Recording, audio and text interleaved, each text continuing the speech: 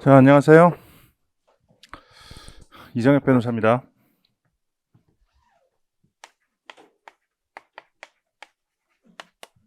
제 이름이에요. 자, 저는 변호사를 한 10년 이상 했고요.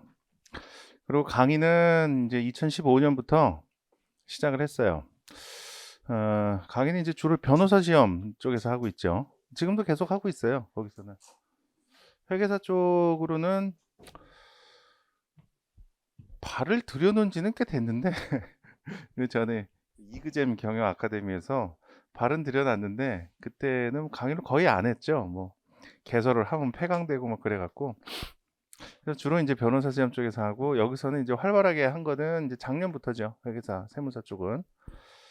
변호사 쪽에서는 저는 많이 알려져 있어요. 제가 압도적인 일타야 거기서는. 근데 여기서는 뭐 지금 뭐 거의 뭐 존재감이 없죠.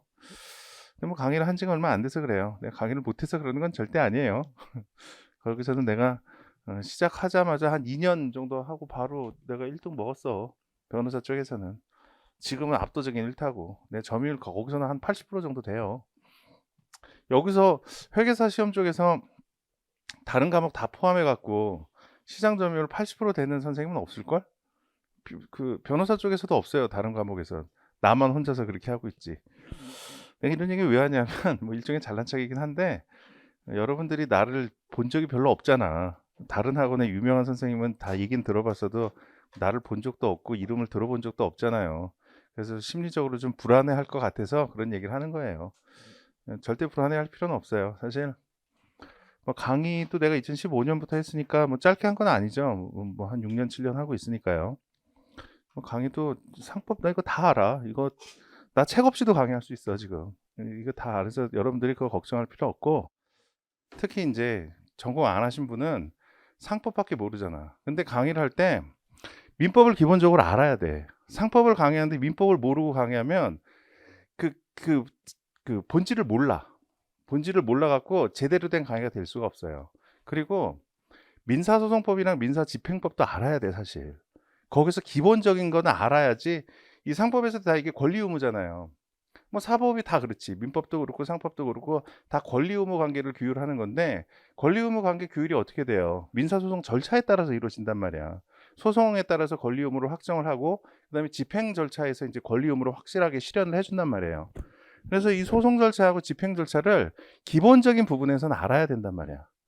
그리고 그거를 근데 그 집행법이라, 특히 소송법도 그렇고 집행법도 그런데, 그거는 책만 보고는 잘 몰라요. 실무를 해봐야 돼.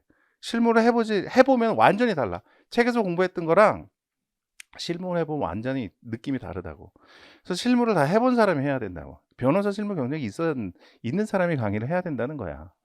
그래서 내가 강의를 하다 보면 특히 오늘 민법이랑 민사소송법, 민사집행법 얘기를 할 거예요. 근데 여러분들이 거기에 대해서 거부감을 느끼면 안 돼. 아니 선생님, 우리를 변호사로 만들 겁니까? 우리는 회계사 시험 하는 사람인데 그렇게까지 할 필요 있어요?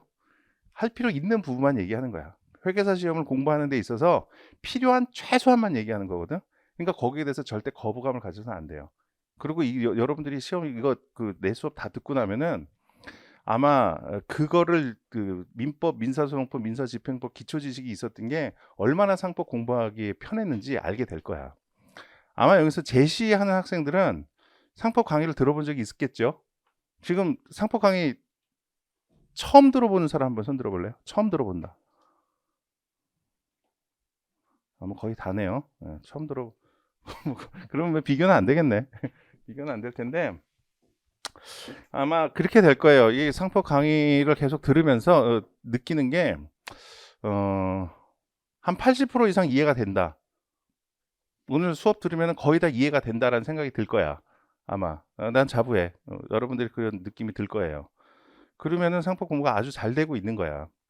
여러분들 뭐 선배들이랑 이렇게 얘기 들어봤을 때 상법은 그냥 암기 과목이라는 얘기만 듣죠.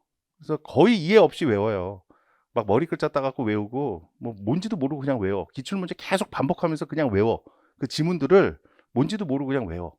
정확한 이해 없이 그냥 자기 나름대로 이해하는 거야. 나름대로 이런 거겠지 하고 어느 정도 배운 거에 근거해갖고 그렇게 막 앞도 뭐 무대뽀로 외우는데, 나 공부하면서는 그렇지 않을 거예요. 제대로 다 이해하면서 암기를 할 수 있게 될 거예요. 비교가 좀 돼야 되는데 다른 학원에서 좀 들어본 학생들이 꽤 있어야 되는데 그 변호사 시험 쪽에서는 내가 대비가 이제 지금 2등 하는 선생님보다 좀 많이 늦었어요. 2등 하는 선생님이 계속 하던데 내가 들어와 갖고 이제 그 자리를 뺏었던 거지. 2등 하는 선생님 강의 들었던 애들이 내 강의 듣는 애들이 많거든. 거기서 말하는 애들 중에서는 내 강의 듣고 개안하는 느낌 들었다는 애들도 꽤 있어요. 장님이 개안하실 때 그 느낌이란, 장님이 눈 떴을 때 느낌, 그런 느낌까지 들었다 그러거든. 다른 선생님들은 이제 암기 위주로 강의하는 사람들이 많단 말이에요. 두 문자 따주고 뭐 이거 나온다, 뭐 추정 아니라 간주다, 뭐 이런 식으로만 OX 뭐 이렇게 해주고 많은데 난 그렇게 잘 안 하거든. 전반적으로 다 이해할 수 있게끔 강의를 한단 말이에요. 그래서 그런 느낌이 들기도 하고 할 거예요. 그래서 상법은 여러분들은 재밌게 공부할 수 있을 거예요. 그리고 내가 여기서 이제 한 지가 얼마 안 됐으니까 인터넷으로 내 이름 검색해갖고 뭐 블로그 같은 것도 좀 보고 그러거든. 근데 그런 얘기 쓴 학생들이 꽤 있어요. 거기서 시험 보는 학생이 S 선생님 강의를 들었는데 듣고 나면은 이제 그 책은 정리가 잘 돼 있는데 하나도 모르겠더라는 거야. 그러다가 뭐 내 이름은 들어본 적도 없지, 학원가에서. 그러다가 이제 우연히 서점에서 이 책을 봤대, 인사이트 상법을. 근데 여기 보면 이제 머릿말에다 내가 써놨잖아. 머릿말에다가 학생들이 대부분 두 문자 따기식의 암기 위주로 공부를 하는데 그렇게 하는 건 별로 안 좋다, 이해 위주로 해야 된다, 이런 얘기 써놨거든. 그래서 자기가 이제 한 대 맞은 느낌이 들었대. 계속 이제 암기 위주로만 공부를 해오다가 무슨 외계어 같은 두 문자만 외우다가 그래서 이제 책을 이제 사갖고 뭔지도 모르고 뭐 이런 사람도 있구나 그러고 책을 한서 읽어봤다는 거야. 읽어보니까 이해가 잘 되거든. 이 책도 이해 위주로 써놨으니까. 그래갖고 뭐 이해가 잘 되네 해갖고 강의 수강해서 듣고 그 친구가 이제 상법 공부가 너무 재밌었다고. 2년차 때는 1년차 때는 그렇게 지겨웠는데 2년차 때는 상법 공부가 아주 재밌었다고 그런 얘기를 써놓은 학생들이 있더라고, 내가 보니까. 여러분들도 아마 그렇게 될 거예요. 상법 공부가 다른 과목 공부보다 훨씬 더 재밌을 거예요. 자, 그렇게 뭐 좀 자기 자랑 좀 했어요. 왜냐하면 잘난 척을 하고 싶어서가 아니라 여러분들이 지금 분명히 불안할 거야.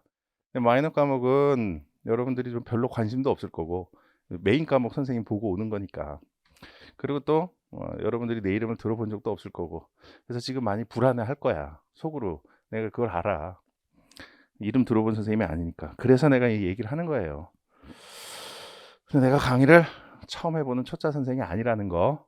그리고 그러니까 믿고 하면 돼요. 믿고 하면 돼. 나 믿고 따라오면은 상법 시험 잘 볼 수 있어요.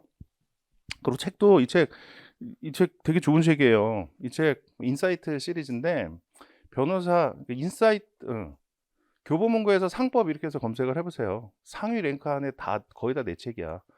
지금 이 책은 이제 기본서랑, 그러니까 이 책이 이제 인사이트 회계사 상법이죠. 근데 인사이트 상법이라는 제목으로 나온 책이 있어. 그건 이제 변호사 시험 기본서지. 그 책이랑 이 책이랑 사실 같아요.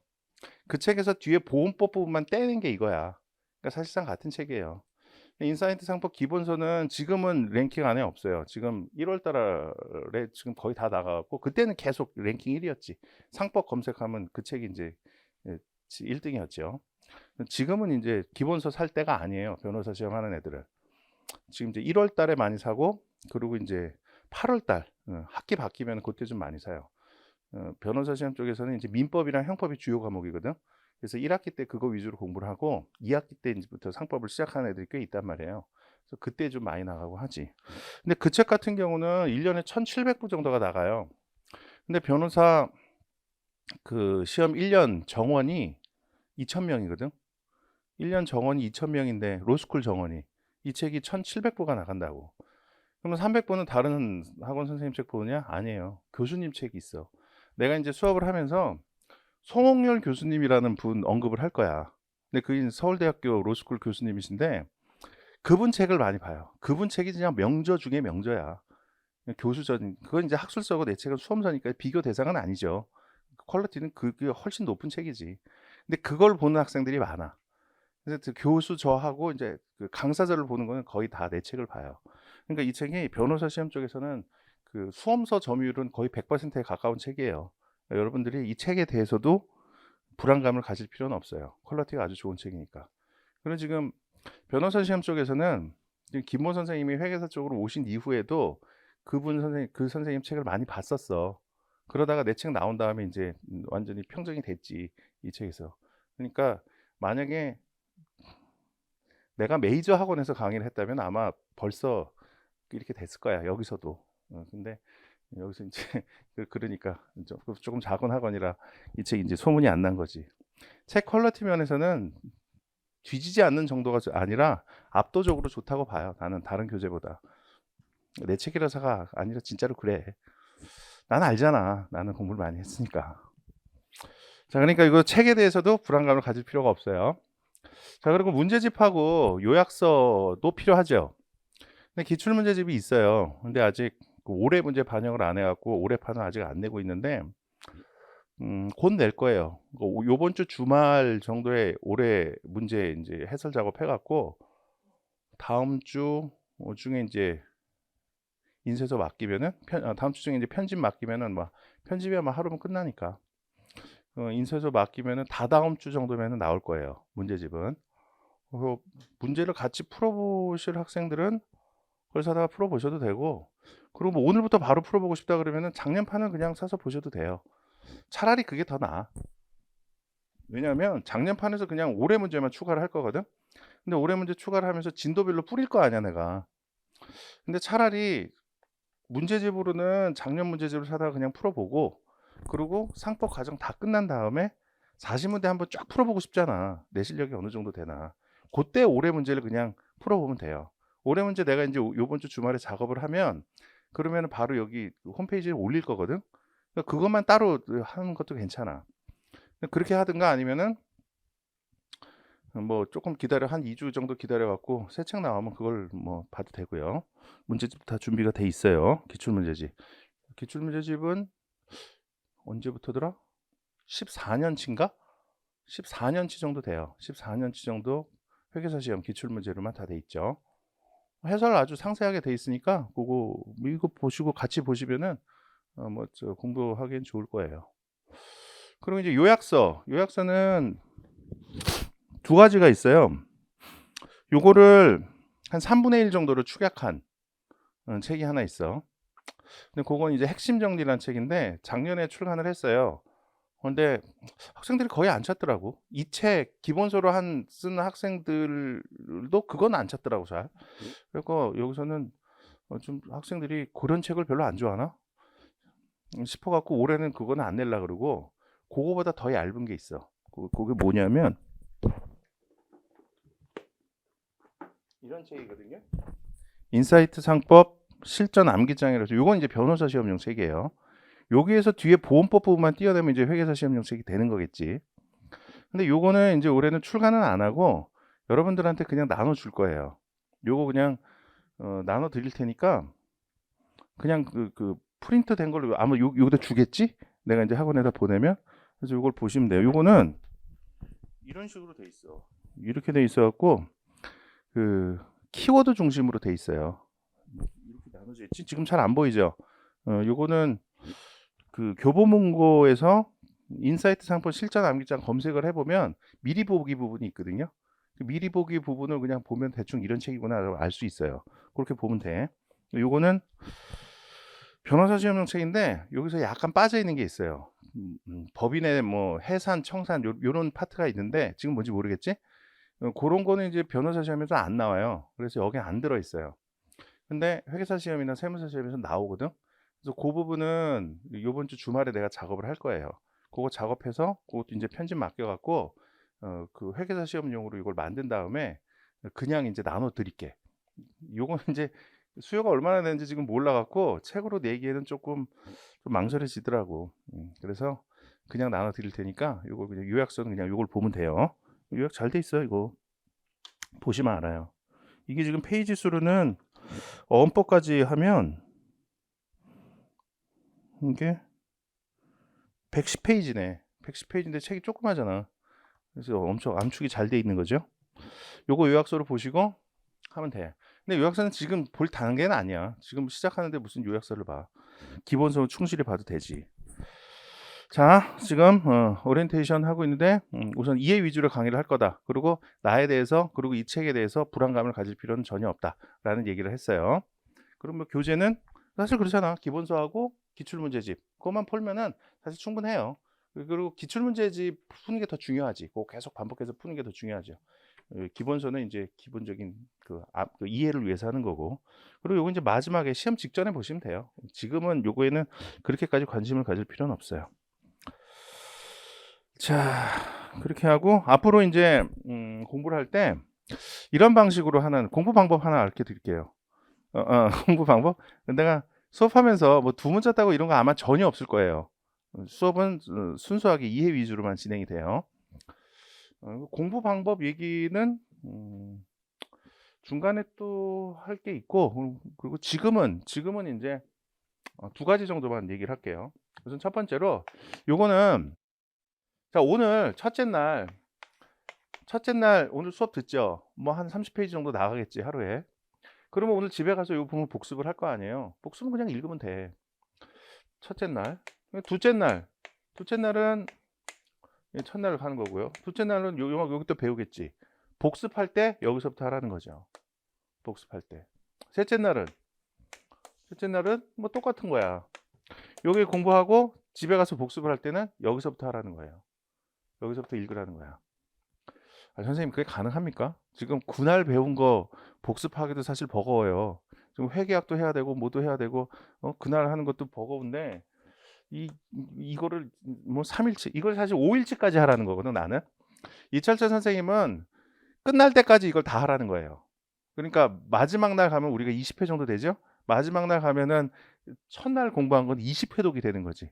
이철철 선생님은 그렇게 하라고 말씀하셨는데, 내가 이걸 해보니까 한 5회 정도까지 하는 게 가장 적당하더라고요. 5회 정도까지 하면은 그 이상은 또 효율이 없어요.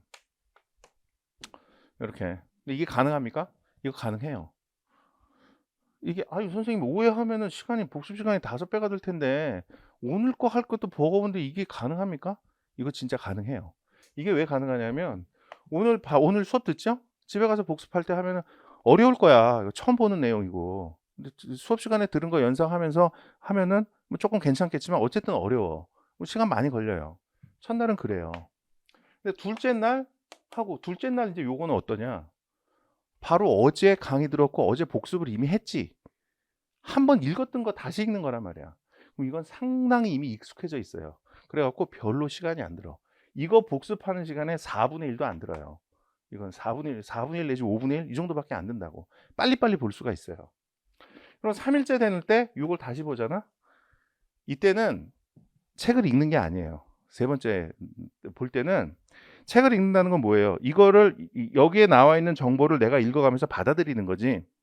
근데 요 정도 되면은 책을 읽는 게 아니라 책에 나와 있는 목차하고 내가 읽으면서 키워드에다가 그 하이라이트 같은 거 해놓은 거 있을 거 아니에요. 그 키워드 같은 거 하잖아. 그러면서 공부하잖아. 그런 거를 단서 삼아 갖고 기억을 환기시키는 거야. 목차 딱 보면은 내용이 딱 생각이 난다고. 전체 그 목차에 해당하는 전체적인 내용이 탁 떠오른단 말이야. 우리가 영화 보고 나서 나온 직후에 옆에 애가 야 그때 그 장면 이렇게 딱 얘기하면 몇 마디 들으면 그 장면이 딱 떠오르지. 그런 것처럼 목차하고 키워드 같은 거, 그 형광펜처럼 키워드 같은 것만 딱 보면 이게 내용이 전체적으로 훅 떠오른다고. 그게 가능해요. 왜? 이미 3일 동안 강의 한번 들었지, 복습 한번 했지, 어제 복습했지. 3일도 안 되는 기간 동안 지금 4번째 보는 거란 말이야. 강의까지 합쳐갖고. 그러니까 아주 익숙한 내용이 돼갖고 뚝뚝 보면 떠올라. 목차 딱 보면 그 내용 멀리 떠오른다고. 그러면 그냥 쑥쑥쑥쑥 넘어가는 거예요. 이건 시간이 거의 안 걸려. 이거는 한 30페이지 보는데 한 10분이면 끝나. 물론 집중은 해야지. 딴 생각하고 있으면 안 떠오르지. 여기서 집중을 하면은 그 단어만 보고도 떠오른단 말이야. 이거는 기억을 환기는 시키는 거야. 그리고 이제 4일째 되면은 이제는 슬슬 지겨워지기 시작해. 이게 이걸 내가 또 봐야 되나? 보면 그냥 바로바로 떠오르거든. 쓱 보면 그냥 쑥쑥 떠오르거든. 내용이 좀 지겨워. 이걸 또 계속 해야 되나? 5일째 되면 이제 하기 싫다. 이렇게 되는 거야. 그렇게 되더라고. 내가 해봤어. 거의 시간 안 걸려요. 이렇게 되면. 그러니까 요 3일치까지는 거의 시간이 안 걸려. 한 20분이면 끝나. 이 정도 되면 5일 정도 되면. 그리고 요거는 그날 복습하는 거에 한 4분의 1 정도의 시간은 들여야지. 예. 바로 전날 복습했던 거 있죠? 그거는 아직까지는 조금 좀 익숙하지가 않아 갖고 그 정도 시간이 들어가요. 그래서 그날 배운 것만 복습하는 거, 이게 만약에 한 5시간 걸린다면 이런 식으로 하면은 한 7시간은 걸려요. 그러니까 조금 더 걸리긴 해. 그러니까 더 많은 노력이 들어가는 공부 방법이긴 하지. 그런데 효과는 훨씬 커요. 5시간 공부하는데 7시간 더 걸린다? 그러면은 대략 한 1.4배에서 1.5배 정도의 노력을 기울이는 거지. 그런데 이거 끝났을 때 생각을 해봐. 5회독한 거야. 5회독한 거야. 그것도 5회독도 사실 1회독을 하고 다른 과목 막 하다가 한 3개월 지나갖고 다시 1회독한다? 그리고 다른 과목 막 하다가 또 다시 1회독한다. 이런 식으로 5회독을 하는 것보다 이렇게 하는 게 효과가 훨씬 더 좋아요. 왜 그러냐면 만약에 1회독 그냥 매일 그날 공부한 것만 복습을 해. 그리고 이제 다른 과목 하다가 3개월 있다 한번 다시 보잖아? 그럼 많이 잊어먹어 있어 이미. 잊어먹어 있어 갖고 이게 뭐였지? 이해가 안 된 상태에서 다시 봐야 된다고. 근데 지금 이렇게 하면 어떻게 돼요? 수업 듣고 바로 이해가 거의 다 돼 있는 상태야. 수업 들으면 거의 다 이해가 돼 있을 거거든. 대부분 그래요. 나한테 수업 들은 학생들은 대부분 이해가 돼 있어. 그런 상태에서 집에 가서 복습을 하면 알겠다. 수업 들으면서 뭐였지 했는데 뭐 책에도 상세하게 나와 있으니까 알겠다. 거의 다 알아. 그런 상태에서 이해가 돼 있는 상태에서 4번을 반복해 갖고 완전히 내 걸로 만들어 버린단 말이야. 이걸 5번을 반복을 한다고 해봐. 그러면은 상법 공부는 사실상 끝난 거예요. 기출문제 사실 안 풀어봐도 돼. 기출문제라는 걸 통해서 새로 얻을 게 별로 없어요. 이것만 하고 나면, 이것만 제대로 했으면. 그래서 이거는 이 방법으로 반드시 하란 말이야. 반드시. 이걸 반드시 하세요. 물론 힘들어. 물론 아까 얘기한 것처럼 5시간 걸릴 거 한 7시간 걸려요. 그러니까 더 많은 시간을 할애해야 돼. 근데 효과가 엄청 좋으니까 꼭 한번 해보세요. 공부 방법 요거 하나 하고 그 다음에 두 번째 공부 방법. 요거는 이제 암기 관련된 건데 수업은 철저하게 이해 위주로만 진행이 될 거예요. 암기 나도 이제 옛날에 수업을 많이 들었을 거 아니야. 사시 공부하고 할 때.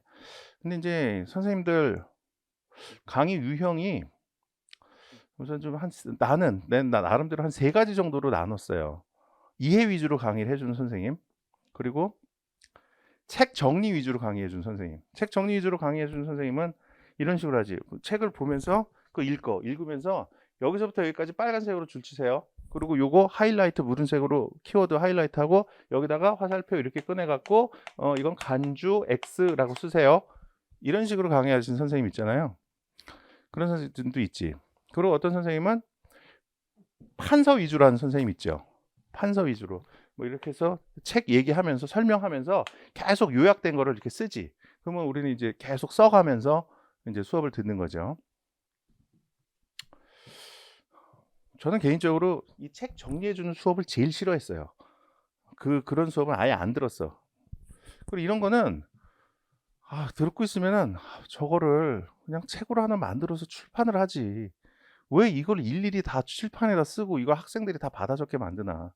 근데 보통 보면은 이런 식으로 강의하시는 분들은 대부분 이걸 요약해서 하는 거야. 책 내용을. 책 내용을 벗어난 얘기는 전혀 없어요. 책을 부가적으로 설명한다거나 이런 게 없이 그냥 책 내용을 요약하면서 계속 얘기를 해. 근데 그럴 거면은 그냥 요약서를 하나 출판을 하면 좋잖아. 그냥 우리가 그거 사면 되잖아. 왜 굳이 이걸 칠판에 쓴 걸 우리가 받아 적게 해. 나 이거 되게 싫어했어요. 그리고 책 정리하는 수업이랑 이 수업은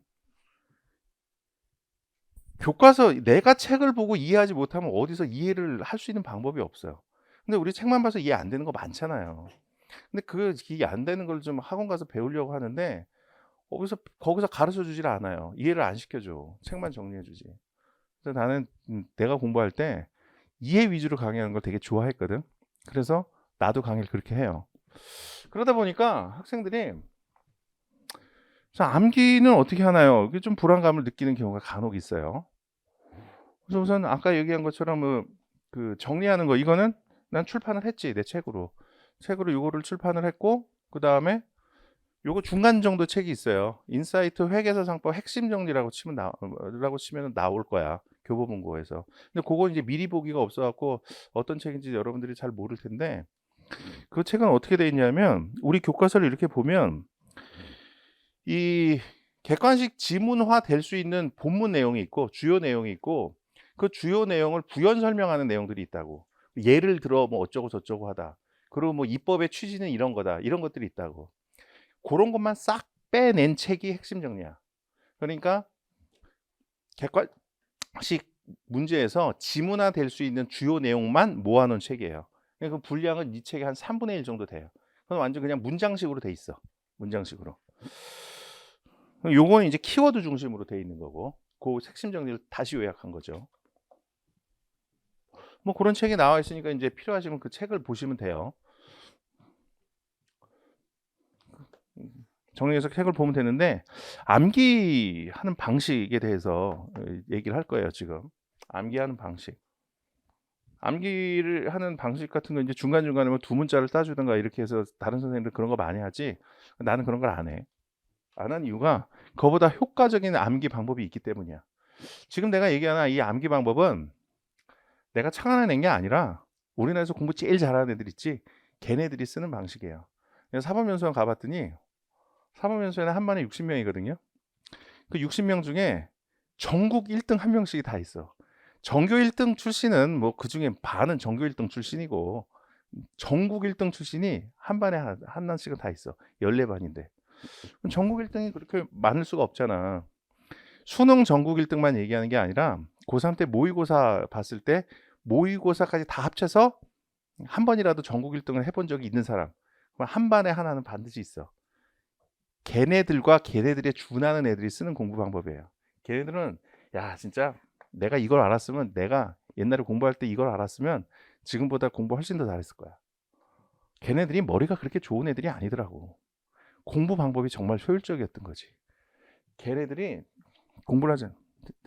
자, 여러분들, 만약에 오늘 그러니까 상법 20회 듣고 끝났잖아.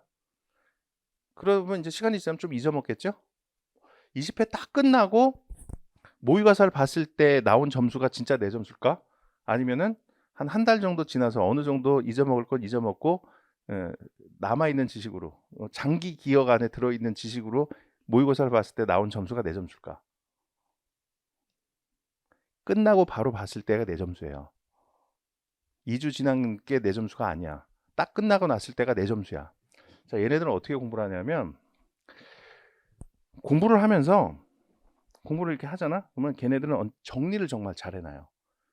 책 정리를 자기가 뭐 서브노트를 만들기도 하고, 책에다 형광펜을 치고 하기도 하고, 어쨌든 방법은 다 각각 다른데, 어쨌든 정리를 다 잘 해놔. 그래 놓고, 시험 전날 전 범위를 다 봐요. 자기가 정리하면서 계속 축약했을 거 아니야. 여기다 줄을 쳐두든 뭐 이렇게 하든 축약을 했을 거 아니야. 줄을 친 부분만 보자, 줄 안 친 부분 안 본다. 그러면 이제 줄 친 부분만 보겠지? 그러면 내용은 축약돼 있는 거 아니야. 그렇게 해서 시험 전날 전 범위를 다 봐. 근데 보는데 막 눈이 튀어나올 것 같아. 시험 전날 공부할 때는.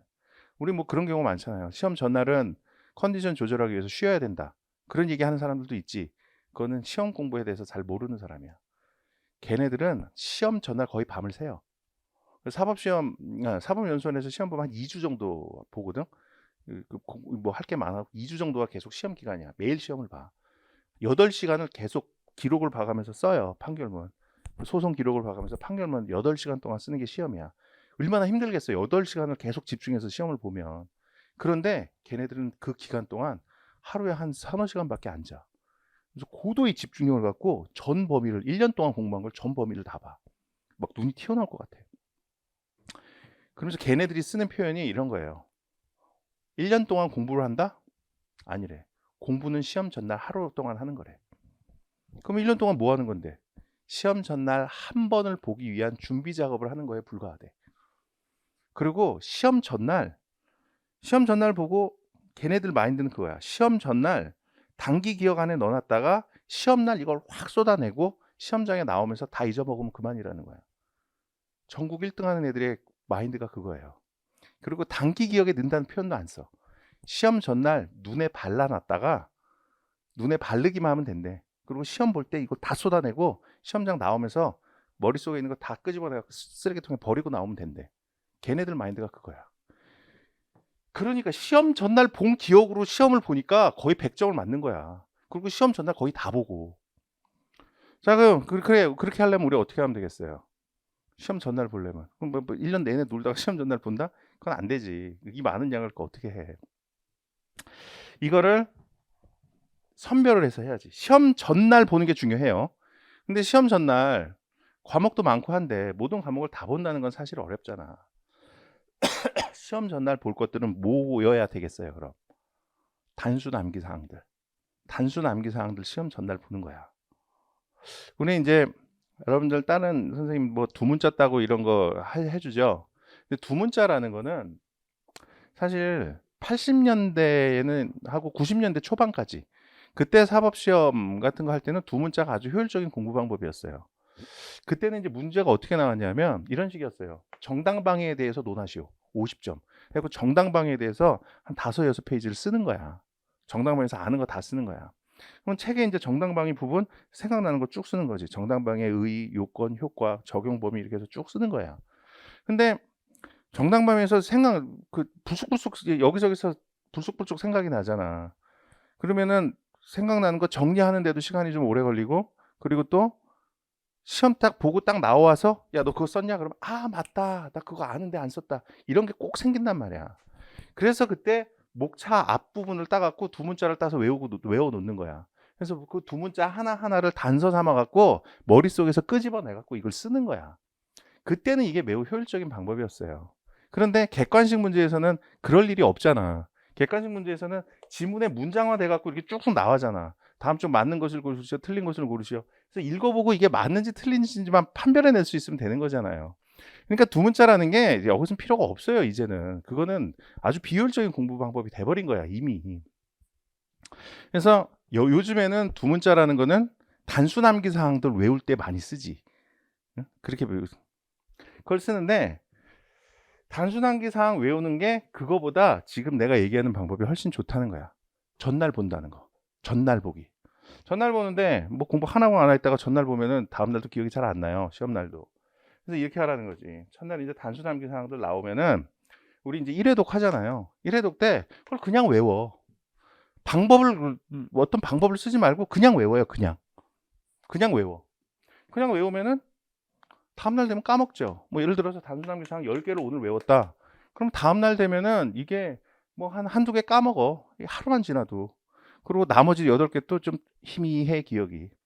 그리고 한 일주일 지나면 거의 다 까먹어. 한 2개도 생각 안 나.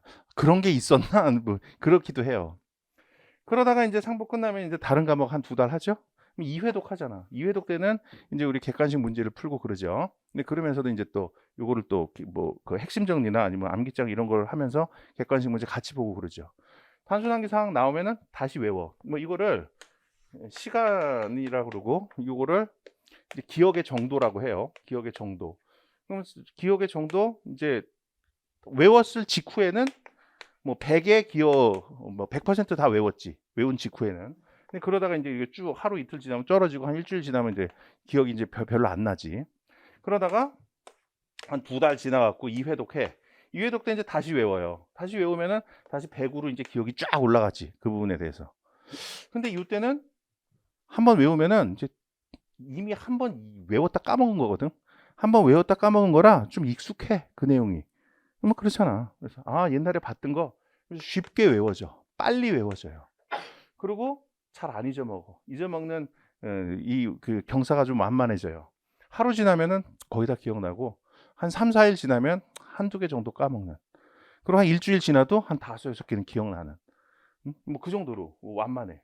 근데 어쨌든 시간 한두 달 지나면 또 까먹어. 이것도 까먹어. 괜찮아. 까먹어도 돼요. 까먹으려고 외우는 거야. 그리고 이제 또 한 2달 지나갖고 또 3회독 하죠.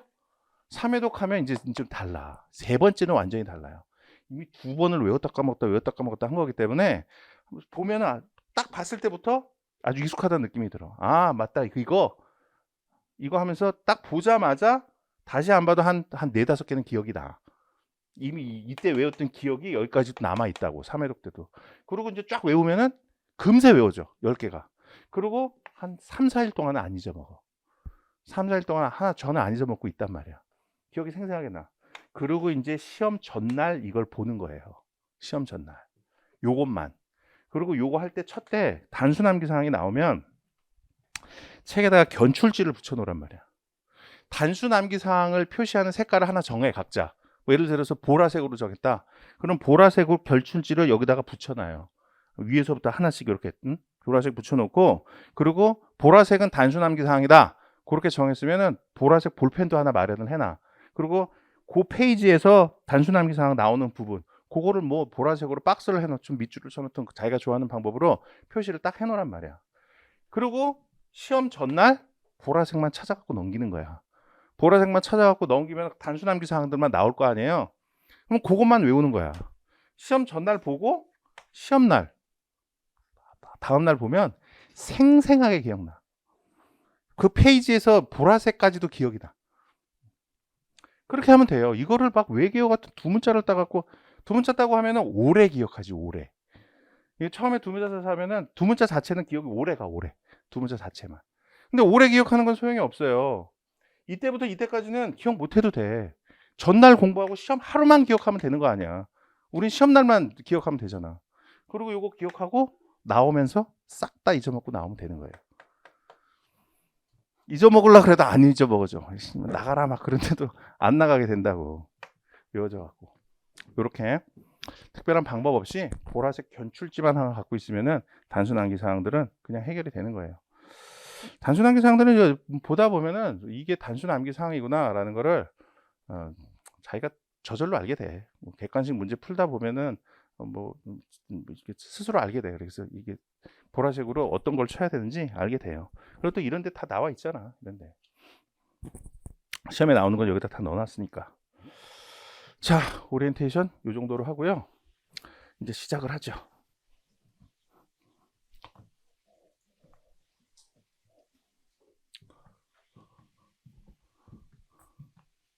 자, 오늘은 바로 교재로 들어가지 않아요. 오늘은 민법이랑 민사소송법, 민사집행법 관련된 얘기를 좀 할 거예요. 근데 이거는 어디 책에 나오는 게 아니니까 좀 메모를 잘 해주시는 게 좋아요. 책에다가 여백에다가 지금 하기에는 좀 양이 많을 거야. 필기한 내용이 많을 테니까 노트 같은 거 하나 꺼내갖고 거기다가 좀 메모를 해놓으세요. 자, 오늘 그러니까 여러분들이 재무회계 시험을 보면 재무회계 문제에 분계가 나오진 않잖아. 근데 회계학 공부하려면 분계부터 공부를 하잖아요. 근데 그거랑 거의 비슷한 수준이야. 앞으로 상법을 공부하는데 필요한 최소한의 민법, 민사소송법, 민사집행법 지식을 먼저 얘기를 하는 거예요. 이걸 알면 앞으로 상법 공부하기가 매우 쉬워져요. 자, 우선 보자고요. 그리고 수업은 여러분들이 법을 전혀 모른다. 법을 전혀 모른다는 전제에서 진행을 할 거예요. 그러다 보면 이제 세법 시간에 들었던 용어도 나오고, 난 저거 아는데 뭐 굳이 저걸 저렇게까지 설명하지? 나를 너무 애 취급하는 거 아니야? 뭐 이런 생각이 들 수도 있는데, 그래도 좀 이해를 해주세요. 그리고 이렇게 하는 게 좋아. 여러분들이 사실 거의 모르는 게 맞긴 맞잖아. 자, 우선 법이라는 거는 대부분 이렇게 규정돼 있어요. 다 그런 건 아니지만 전체적으로 어떠한 경우에는 어떻게 한다. 이런 식으로 규정이 돼 있어요. 조문 하나하나 다 이렇게 규정돼 있지는 않아. 근데 전체적으로 보면은 이렇게 돼 있어. 뭐 예를 들어서 법이 뭐 이래야 한다. 이렇게만 규정돼 있는 경우도 있어요. 근데 저 뒤에 가갖고 몇 조를 위반한 경우에는 과태료 얼마를 물도록 한다. 뭐 이런 식으로 돼 있다고. 그럼 전반적으로 보면은 이래야 한다 하고 이러한 이걸 안 하면은 뭐 한다. 이거를 합치면은 이러한 경우에 이렇게 한다. 이렇게 나오는 거랑 마찬가지죠. 법이 이제 항상 이런 식으로 돼 있다고. 이러한 경우에는 이렇게 한다. 이렇게 규정이 돼 있어요. 이게 이제 법이죠. 법. 근데 우리가 사회생활을 하면서 어떤 행위를 하죠. 행위를 하면은 그런 거 이제 행위를 하고 발생한 이제 현상을 사실관계라는 표현을 써요. 사실관계. 자, 이런 표현 앞으로 많이 쓸 거예요. 사실관계. 어떤 사실관계가 발생을 했을 때 그걸 규율할 만한 법이 많이 있겠지. 뭐 상법도 있고 민법도 있고 뭐 세법도 있고 뭐 형법도 있고 많이 있을 거 아니에요. 근데 그 사실관계를 규율할 법을 뭔가를 이제 제대로 찾아갖고 거기에 대입을 하는 거죠.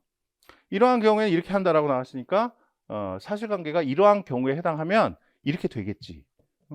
이런 식으로 법은 이제 적용이 되는 걸 거예요. 우리는 앞으로 이제 요 중에서 상법을 공부하게 되는 거죠. 이러한 경우에는 이렇게 한다. 이게 이제 요건이에요. 요게 요건이고, 요게 이제 뭐 효과예요. 뭐 가장 간단한 예를 하나 들어볼까요? 민법 750조를 보면 고의 또는 가실로 법을 위반해 갖고 다른 사람에게 손해를 끼치면 손해배상 책임을 부담한다. 이런 식으로 규정이 돼 있어요. 민법 750조. 어떤 경우? 불법 행위를 하면 손해배상 책임을 부담한다. 이렇게 나와 있죠. 자, 갑이라는 사람이 2022년 5월 12일 날 자동차를 운전하고 가다가 어떤 사람을 치였어요. 그래서 그 사람을 다치게 했어. 하나의 사실관계가 발생을 한 거죠. 그럼 이걸 규율하는 법은 많이 있을 거야. 뭐 민법도 있을 거고 형법도 있을 거예요. 뭐 형법적으로는 어떻게 될까? 형법적으로는 교통사고를 냈으니까 교통사고 처리 특례법에 따라서 어떤 형사처벌을 받겠죠. 근데 형법은 우리의 관심사는 아니고 우리의 관심사는 이제 민법이나 민사, 향상법 이런 거죠. 민법적으로 보면은 750조 위반이 돼요. 아까 뭐라 그랬어요? 고의 과실로 법을 위반해 갖고 다른 사람한테 손해 끼치면 손해배상 책임이 발생한다 이렇게 얘기를 했었잖아. 750조가. 지금 운전하다가 다른 사람을 쳤다는 거는 과실이라는 건 실수를 말하는 거죠. 실수로 불법 행위를 한 거지. 법을 위반한 거예요. 치면 안 되는데 쳤으니까. 그리고 다른 사람이 다치게 하는 손해를 발생시켰죠. 그러니까 요 경우에 해당하는 거야. 750조가 예정하고 있는 그 경우에 해당이 되는 거예요. 그러면은 어떻게 한다 그랬어요? 손해배상 책임이 발생한다 그랬죠? 친 사람은 다친 사람한테 손해배상 채무, 돈으로 이걸 갚아줘야 될 의무를 부담하게 된다는 거예요. 그렇게 규율이 돼 있어요. 전혀 어렵지 않죠? 너무 상식적인 얘기죠? 자, 우리 앞으로 공부를 하다 보면 이 요건 효과가 많이 나올 거예요. 근데 이 효과로서 요 얘기를 하려고 하는 거야. 이 효과는 거의 대부분이 권리 의무의 발생이에요. 권리 의무의 발생. 정확하게 이제 권리 의무의 발생 변경 소멸이죠. 권리 의무의 발생 변경 소멸인데 어쨌든 이와 같이 권리 의무의 변동을 초래하는 거야. 권리 의무의 발생 변경 소멸이에요. 방금 들었던 예는 뭐예요? 권리 의무의 발생이었죠. 사람을 치면은 민법 750조 위반이 돼갖고 사람을 쳤던 운전자, 그 사람은 다친 사람에 대해서 손해배상을 해줘야 될 의무를 부담하게 되는 거고, 다친 사람은 사람을 친 사람한테 손해배상을 청구할 수 있는 권리가 생긴 거고, 권리 의무의 발생이 된 거죠. 이런 식으로 이루어지는 거예요. 앞으로 이제 상법에서 이제 요걸 배울 건데, 요 내용을 정확하게 파악하기 위해서 많은 예들을 들게 될 거예요. 그 예들이 이제 여기에 해당하는 거겠죠. 요 요건을 충족해 하는 예들, 사실관계들, 그거를 예로 들게 되겠죠. 자, 이 권리 의무, 이거와 관련해서 권리 의무에는 어떤 것들이 있느냐? 권리 의무에는 많이 있어요. 많은 권리 의무가 있어요. 뭐 채권이라는 것도 있고, 물권이라는 것도 있고, 뭐 가족권이라는 것도 있고, 뭐 상속권이라는 것도 있고, 인격권이라는 것도 있고, 뭐 많은 종류의 권리들이 있는데 우리가 관심을 가져야 되는 건 그 중에서 채권이에요. 물권이라는 것도 조금 관심을 가져야 돼요. 근데 물권은 거의 등장을 안 해. 상법을 공부하면서 등장하는 권리는 거의 다 채권이에요. 그러니까 채권이 뭔지를 기본적으로 좀 알고 넘어가자고요. 자, 권리 중에서 채권이라는 권리는 뭐냐? 이거는 다른 사람한테 어떠한 행위를 청구할 수 있는 권리예요. 다른 사람한테. 청구권이야, 청구권. 다른 사람한테 어떠한 행위를 해달라고 청구할 수 있는 권리. 그게 이제 채권이에요. 자, 예를 들어서 보시죠. 갑이라는 사람이 을한테 1,000만 원을 빌려줬어요. 그러면 갑은 을한테 어떤 권리를 갖게 됐어요? 빌려준 돈 갚아라라고 요구할 수 있는 권리가 생겼죠? 을이 이제 갑한테 야, 한 달만 돈 1,000만 원만 빌려줘. 한 달 후에 갚을게. 그래서 돈 빌려갔으면 한 달 후에 갑은 을에 대해서 1,000만 원 돌려달라고 청구할 수 있는 권리가 생기잖아요. 그게 이제 채권이에요. 청구권이야. 사람에 대한 권리죠. 그래서 이 채권이라는 거는 대인권이라고 불러요. 대인권. 사람에 대한 권리라고 해서. 자, 다른 예를 한번 들어볼까요? 갑이 을로부터 을이 소유하고 있는 X라는 토지를, 토지, 건물이라고 할까? 아파트로 하자. 아파트를 하나 샀어요. 2억 원에 샀어. 그래서 갑이 을한테 2억 원을 지급을 해줬어요. 그러면 갑은 을에 대해서 어떤 권리를 갖게 돼요? X라는 아파트의 소유권을 나한테 넘겨줘 라고 청구할 수 있는 권리를 갖게 되죠. X라는 아파트가 바로 갑의 소유가 되나요? 그건 아니에요. 매매 계약을 체결을 해갖고 대금을 줬을 때 그렇다고 해서 얘가 갑이라는 그 매매 목적물인 X라는 아파트에 대한 소유권을 바로 취득하는 건 아니야. 얘가 취득하는 권리는 을한테 네 소유의 X라는 아파트의 소유권을 나한테 넘겨주는 행위를 해 라고 요구할 수 있는 권리만 있을 뿐이에요. 그러면 언제 소유권을 취득하느냐? 소유권 취득하는 거는 얘가 이제 등기를 해줬을 때야. 요건 이제 조금 이따 얘기할 거예요. 물권 변동의 효력이 언제 발생하는지 요건 이제 조금 이따 얘기할 거고, 지금 이제 채권 정도로만 보자고. 채권은 대인권이다. 사람에 대한 권리다. 사람에 대해서 어떠한 행위를 해달라고 요구할 수 있는 권리다라는 거예요. 청구권. 자, 아까 들었던 그 예를 갖고 보자고요. 대여금 1,000만 원. 1,000만 원 빌려줬어요. 한 달 후에 갚겠대. 한 달 후가 됐어요. 청구권이 생겼죠? 반환 청구권이 생겼어요. 얘 주머니에 있는 1,000만 원이 바로 얘게 되나? 한 달 후 되면? 을한테 가갖고 야, 너 가만히 있어. 주머니에 있는 돈 1,000만 원 뺏어서 가져가면 되나? 그러면 안 돼요. 그러면 강도죄야. 채권만 있을 때는 요구만 할 수 있을 뿐이야. 줘라고. 안 주면은 못 뺏어가 그거. 아니 그러면 채권이라는 건 아무 실효성이 없네요. 안 주면 못 가져가면. 그건 아니지. 실효성이 있어요. 채권은 기본적으로 채권 안에는 채권은 기본적으로 이제 청구권이라고도 불러요. 청구권. 근데 왜 이렇게 부르는지는 여기서 채권에는 여러 가지 효력이 있어. 4가지의 효력이 있는데 가장 기본적인 효력이 이제 이 청구력이죠. 그래서 이제 청구권이라고도 부르는 거야. 청구력 있어. 방금 정당하게 야 빌려준 돈 갚아라고 요구할 수 있는 권리가 있는 거예요. 두 번째 채권의 힘, 급부 보유력이라는 게 있어요. 급부 보유력. 자, 요거는 조금 미약한 효력이야. 자, 급부 보유력이라는 건 뭐냐? 채권을 행사해서 상대방이 나한테 채무를 이행을 했을 때 내가 그 급부를 정당하게 계속해서 보유할 수 있는 힘이에요. 그게 급부 보유력이야. 자, 예를 들어서 갑이 을한테 한 달 지나갖고 야, 한 달 지났으니까 돈 갚아 라고 했더니 을이 그래 알았어. 그래서 주머니에서 1,000만 원, 응? 10,000원짜리 1,000장 딱 꺼내갖고 줬어. 그래서 얘가 받았어요. 받은 다음에 을이 야 줬던 거 돌려줘 라고 하면 얘가 돌려줘야 되나? 안 돌려줘도 되죠. 왜? 정당하게 빌려준 돈을 돌려받은 거니까 야 줬던 거 돌려줘라고 해도 안 돌려줘도 된다고. 안 돌려줘도 되는 효력이 급부 보유력이에요. 이건 조금 소극적인 효력이죠. 자, 조금 적극적인 효력은 지금부터 나와요. 소구력. 소구력이라는 게 있고 공취력이라는 게 있어요. 자, 이런 용어까지는 알 필요는 없어요. 소구력하고 공취력은 내가 지금 이제 민사소송 절차를 설명할 건데 그걸 설명하는 게 이제 채권하고 연관성이 이렇게 있다라는 거를 보여주려고 이제 쓴 거에 불과한 거지. 이 소구력과 공취력이라는 내용은 알 필요 없어요. 급부 보유력도 알 필요는 없어. 이 용어는. 자, 소구력은 뭐냐? 갑이 한 달 지나고 을한테 돈 갚으라고 요구를 했어. 그랬는데 을이 뭔 소리? 난 너한테 돈을 빌린 적이 없는데? 그러면서 안 갚아. 또는 야 내가 너한테 빌렸지만 내가 뭐 엊그저께 갚았잖아. 갚았는데 그걸 왜 또 달래? 그러면서 안 갚아. 그럼 얘 어떻게 해야 돼? 얘는 가서 멱살 잡고 가서 때려? 그러면 안 되잖아. 응? 그러면 안 되지. 어떻게 해야 돼? 소송 걸어야죠. 소송 걸어갖고 해결을 해야 되겠죠.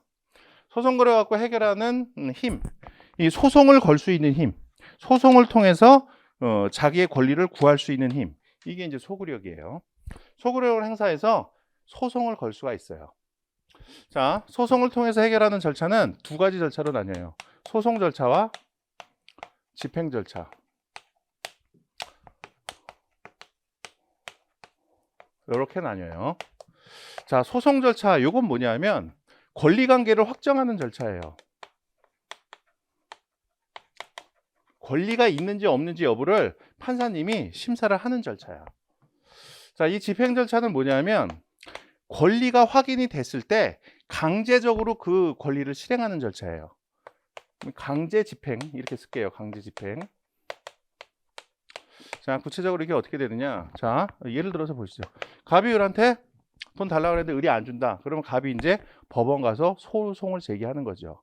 소송을 제기해서 갑이 승소 판결을 받으면은 어떻게 되냐면 판결문이 나와요. 승소 판결을 받으면 이 소송 절차는 이제 조금 이따 보고 이제 승소 판결을 받았을 때 어떻게 되는지 먼저 보자고요. 승소 판결을 받으면 판결 그래갖고 판사가 이렇게 써요. 여기다가 요거까지는 뭐 써두면 좋긴 하지.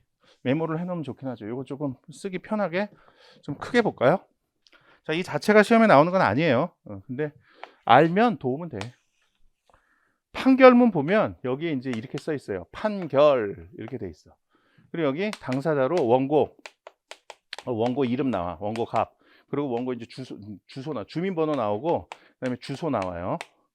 그리고 피고 을 피고 이제 주민번호 나오고 여기 또 주소가 나와. 그리고 요게 다음에 요게 이제 판결의 결론 부분인데 제일 중요한 부분이야. 주문 이렇게 나와요. 주문. 그래서 1항 피고는 원고에게 금 1,000만 원 및 이에 대한 몇 년 며칠부터 몇 년 며칠까지 이자를 지급하라 이런 식으로 나와요. 물론 여기서 이자라고는 안 나와. 몇 년부터 연 5%의 비율로 계산한 돈을 지급하라 뭐 이렇게 나오는데 어쨌든 요거까지 알 필요는 없고 어쨌든 1,000만 원 지급하라 이렇게 나와요. 1,000만 원 지급하라라고만 나와. 지급하라. 그리고 여기 2항에서는 이제 소송 비용. 소송하는데 돈 들잖아. 법원에다 소 제기할 땐 인지대 같은 것도 내야 되고 변호사 선임하려면 변호사 선임료도 들고 그러잖아요. 그 소송 비용 누가 부담할지를 나와요. 소송 비용은 패소자 부담의 원칙이야. 그러니까 원고가 승소 판결을 했으면 원고가 지금 1,000만 원 달라고 그랬는데 1,000만 원 지급하라고 판결이 났으면 전부 승소한 거죠. 그러한 경우에는 패소자 부담의 원칙에 따라서 소송 비용은 피고가 부담한다. 이런 식으로 나와요. 그리고 뭐 여기서 3항은 이제 뭐 제1항은 가집행할 수 있다 뭐 이렇게 나오는데 요거는 알 필요 없어요. 소송 비용 요거는 이제 나중에 대표 소송이라는 거 부분에서 다시 한번 등장을 할 거예요. 그때 이제 설명하려고 여기서 지금 잠깐 언급만 하는 거야. 그때 가서 다시 얘기를 할 거야. 자, 근데 지금 얘기하려는 거 중요한 부분 요 부분이에요. 요 부분. 피고는 원고에게 1,000만 원을 지급하라. 그러니까 권리관계를 확정을 하는 거야. 이 소송 절차 중에 이럴 거라고. 갑이 소송을 제기했을 때 을은 판사님한테 판사님 저는 돈을 빌린 적이 없습니다. 이렇게 잡아떼는 경우도 있을 거고 판사님 제가 돈을 빌리긴 했는데요. 얼마 전에 갚았어요. 갚았는데 제가 또 달라 그래요. 저는 이미 갚았기 때문에 지금은 갚을 의무가 없습니다.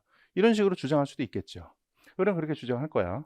근데 이제 여러 증거 관계를 봤을 때 판사가 와서 야, 을, 너 거짓말하는 것 같아. 갑의 말이 맞는 것 같아. 돈 빌려줬는데 아직 안 갖고 있는 게 맞는 것 같아. 그렇게 만약에 판사가 판단을 했다면 이렇게 나오는 거지. 피고 너 원고한테 1,000만 원 지급해. 이렇게 명령을 하는 거예요. 그리고 이제 두 번째 페이지부터 이제 판결의 이유가 나와요. 이유가 나와. 그래서 기초적 사실관계 그래갖고 뭐라고 갑은 을에게 몇 년 몇 월 며칠 1,000만 원을 빌려주었다. 무슨 증거 무슨 증거에 따르면 이런 사실이 인정이 된다. 이렇게 사실관계가 나오고 인정되는 사실관계가 그 인정되는 사실관계에다 적용되는 법조가 나와요.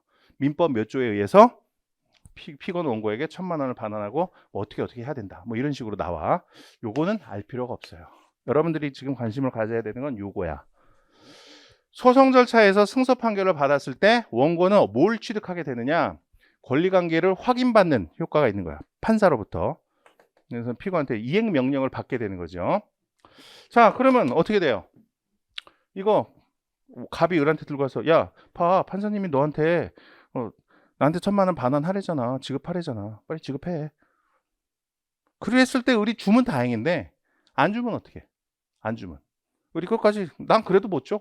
안 주면 어떻게 해요? 때릴 수는 없잖아. 그때 효력을 발휘할 수 있는 효력이 요거예요. 공취력. 채권의 효력에는 공취력이라는 게 있어요.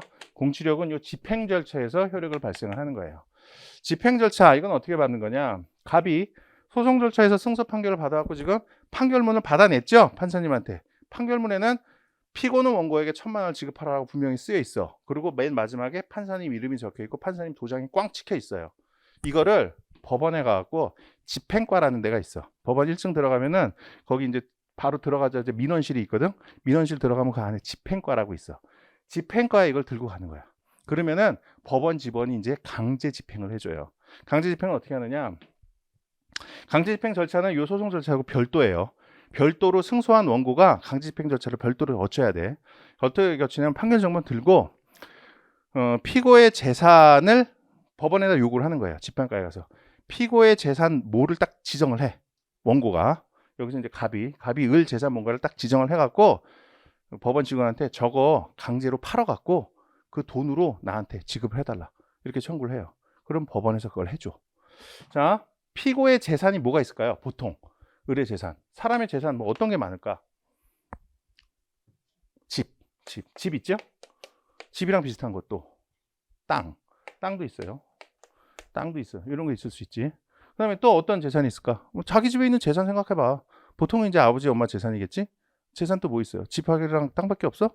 다른 것도 있잖아. 집에 가면 테레비 냉장고 있잖아. 테레비 냉장고도 있을 거예요. 테레비 냉장고. 그것도 뭐 있을까?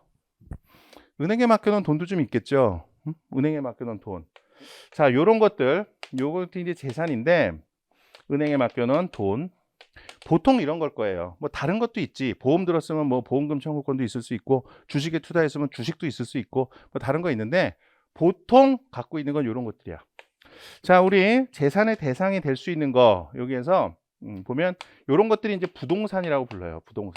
부동산이 뭔지는 알죠. 그리고 이런 것들 테레비 냉장고 이런 것들은 이제 동산이라고 불러요. 그리고 은행에 있는 돈, 자 이걸 현금이라고 하나요? 현금 및 현금성 자산이라고 부르나? 회계학에서는 그렇게 공부를 하죠. 근데 법학에서는 또 다르게 접근을 해야 돼요. 은행에 맡겨놓은 돈은 맡긴 사람 입장에서는 은행에 가서 맡긴 돈 돌려주세요 라고 요구할 수 있는 권리죠. 제가 1,000만 원 맡겨놨으니 1,000만 원 돌려주세요 라고 은행에다 청구할 수 있잖아. 그건 일종의 채권이에요. 법학적으로는 채권이야. 그래서 승소한 원고는 갑은 을에 이런 재산이 있을 수 있다고, 이런 것들에 대해서 이제 강제 집행을 할 수가 있는 거예요. 법원 직원한테 을의 재산 뭘 하나를 딱 찍어. 그래서 그 강제로 팔아갖고 그 돈으로 나한테 돈 주세요. 그 절차를 밟을 수가 있다고요. 자, 여기에서 강제 집행 절차 얘기하기 전에 요 재산의 종류가 나왔으니까 요걸 좀 보시죠. 자, 동산, 부동산. 자, 요거는 물건의 두 종류예요. 물건이라는 게 뭔지 다 알죠. 물건이라는 거. 근데 민법의 물권법에 보면은 민법의 물건을 둘로 나눠서 규정을 하고 있어요. 부동산과 동산. 물건에는 부동산과 동산이 이렇게 있어요. 부동산은 토지와 건물. 요게 부동산이에요. 토지와 건물. 물론 좀 더 디테일하게 들어가면은 토지에 부속되어 있는 물건 뭐 이런 것도 포함이 되는데 여러분들 입장에서 그건 알 필요 없어요. 토지하고 건물만이 부동산이다. 이렇게 생각하면 돼요. 그리고 물건 중에 토지와 건물 이외의 것은 전부 다 동산이다. 이외의 것. 이렇게 돼요. 자, 그런데 뭐 이렇게 구분하는 건데 이 개념만 보면 어떻게 될까요? 움직이는 물건은 동산, 움직이지 않는 물건은 부동산. 이렇게 보면 되겠죠? 토지하고 건물 이건 안 움직이잖아. 그래서 이건 부동산이에요.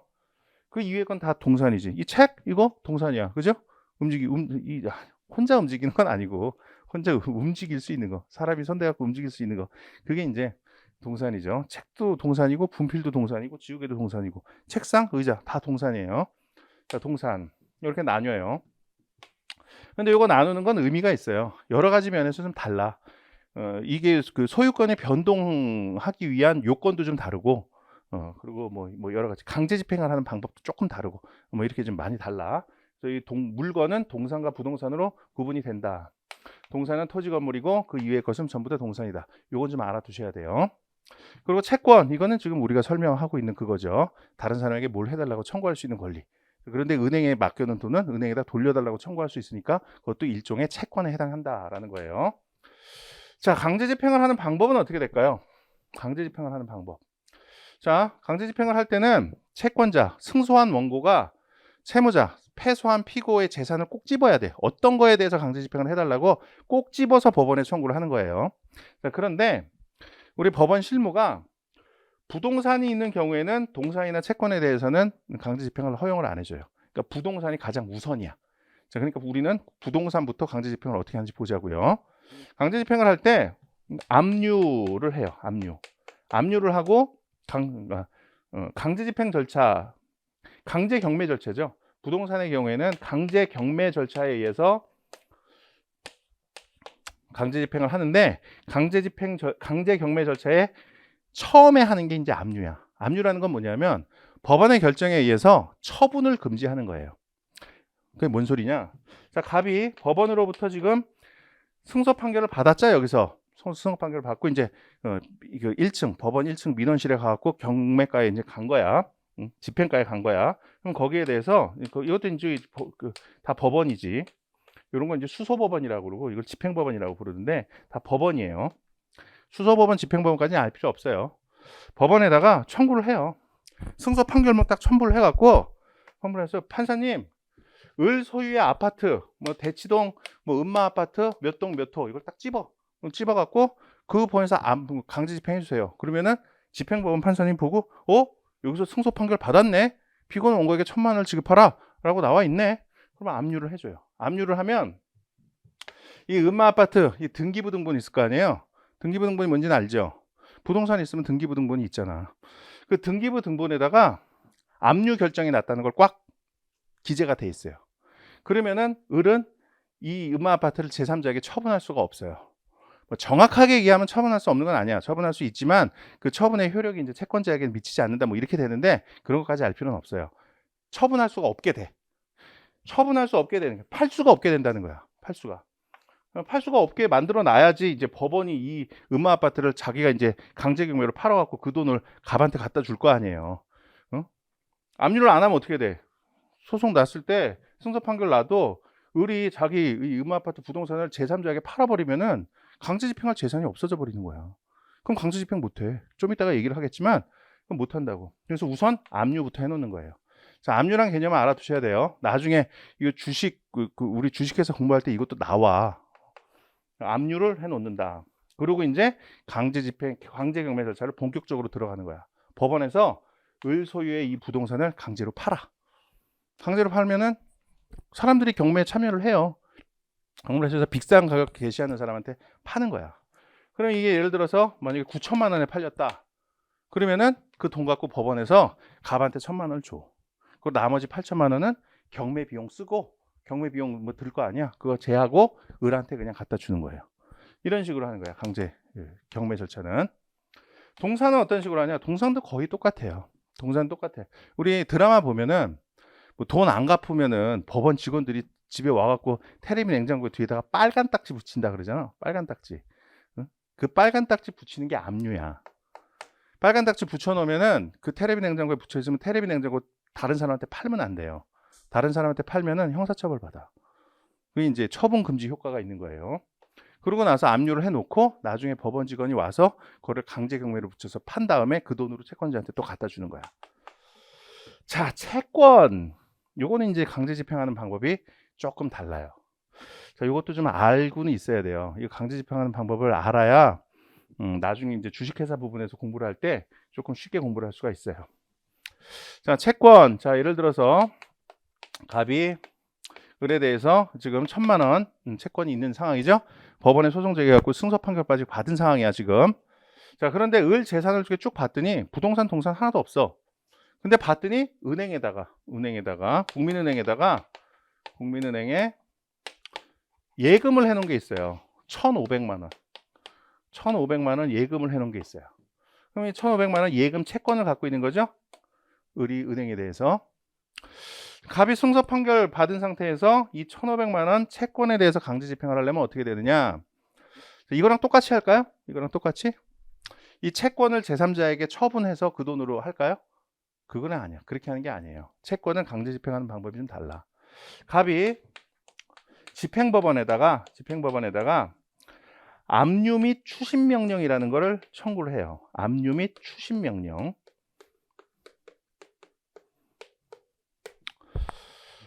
자, 우선 압류 명령 이거부터 보죠. 법원에서 이제 승소 판결문 받은 이 판결문이 확인이 되면 압류 및 추심 명령을 쉽게 해줘요. 이게 지금 집행 절차야. 강제 집행 절차. 채권에 대한 강제 집행 절차. 우선 압류는 아까 뭐라 그랬어요?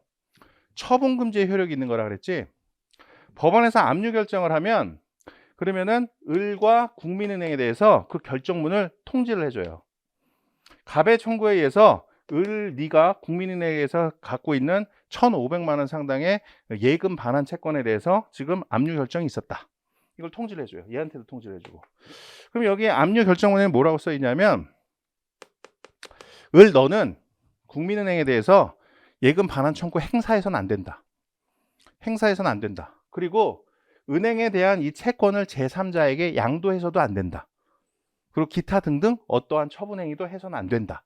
이렇게 결정을 해서 이걸 얘한테 통지를 해줘요. 그리고 얘한테 국민은행한테는 국민은행 너 지금 을한테 1,500만 원 예금 반환 채무 부담하고 있지. 근데 그거 을한테 갚으면 안 돼. 갚지 마. 이렇게 통지를 해. 이렇게 압류 결정의 내용이 그렇게 돼요. 얘 같은 경우는 이제 제3채무자라고 불러. 얘를 채권자, 얘를 채무자, 그리고 채무자의 채무자를 제3채무자라고 불러. 제3채무자는 채무자에 대해서 일체의 변제 행위를 해서는 안 된다. 이렇게 딱 막아놔요. 그러면은 국민은행이 얘한테 변제를 안 해주겠지. 그리고 이제 추심 명령까지 붙어 있는 거예요. 추심이라는 건 뭐냐? 추심이라는 거는 채권을 행사하는 거야. 그러니까 예를 들어서 1,000만 원을 갑이 을이 갖고 있는데 그 갑이 을에 대해서 야 1,000만 원 줘라고 해갖고 청구해갖고 받아내는 행위, 이거를 전체적으로 추심한다 이렇게 얘기를 해요.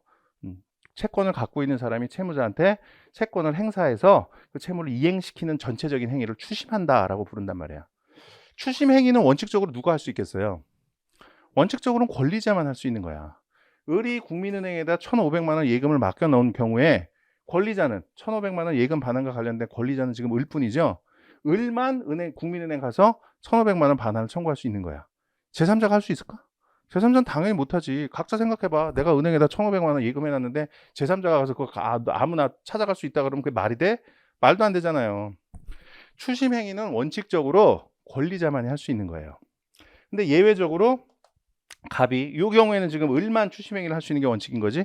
근데 갑이 법원에 대해서 추심 명령을 받으면 갑이 이 예금 채권에 대한 권리자가 아님에도 불구하고 국민은행에 대해 가갖고 야 국민은행아 을이 너한테 1,500만 원 맡겨놓은 거 있지.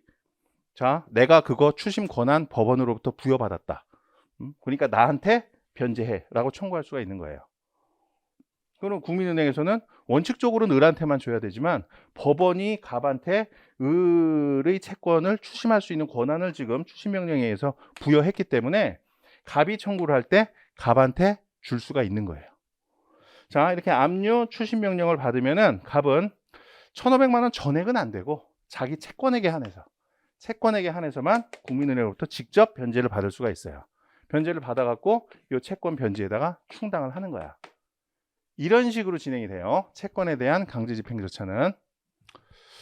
자, 부동산, 동산, 채권 봤죠? 자, 강제 집행 이런 식으로 하는 거예요. 자, 이거 다 상식적인 얘기, 상식적으로 알고 있어도 다 도움이 되는 얘기죠. 먼저 알아두면 좋아요. 자, 그리고 다시 여기로 와갖고 소송 절차를 보자고요. 소송 절차. 요거는 왜 알아야 되냐면 우리가 앞으로 상법을 공부하면서 입증 책임은 누구한테 있다 이런 얘기가 많이 나올 거야. 근데 거기서 입증 책임이라는 게 뭔지 뭘 것 같아요? 입증 책임 증거를 대야 될 책임이겠지. 아 증거를 이렇게 내가 내야 되는 책임인가 보다 이렇게 생각이 들죠? 엄밀하게 말하면 그건 아니야. 사실은 입증 책임이라는 게 등장을 하는데 그 입증 책임 때문에 내가 지금 이 얘기를 하는 거예요. 자 소송이 어떻게 진행되는지 보자고요. 지금 요걸 먼저 하고 이걸 해야 되는데 하다 보니까 이걸 먼저 하게 됐어요. 자 소송 절차는 어떻게 진행되느냐 다시 여기로 오자고요. 자 갑이 을한테 1,000만 원을 빌려줬어요. 을이 한 달 후에 갚겠대. 한 달 후가 됐어? 갑이 이제 청구력을 행사를 했죠. 야 을아 한 달 됐으니까 이제 빌려준 돈 1,000만 원 갚어. 청구를 했는데 을이 안 갚는 거야. 그러면 이제 그 부분력을 뛰어넘고 초구력을 행사를 하는 거죠. 소송을 이제 제기를 하는 거예요. 소송 제기할 때는 어떻게 하느냐 뭐 법정을 보면 이렇게 생겼어요. 법정을 보면 여기에 이제 판사가 앉아 있어. 판사가 이쪽을 보고 앉아 있죠. 좀 높아 이거는. 그리고 밑에 보면 이제 직원들이 앉아 있어요. 직원이 이쪽을 보고 앉아 있어. 그러면 얘는 이제 하루 당 재판하는 날 소송이 이 사건만 진행되는 게 아니거든. 여러 사건이 진행이 돼요. 한 사건 진행하는데 보통 한 10분? 5분, 10분이면 끝나. 한 사건당.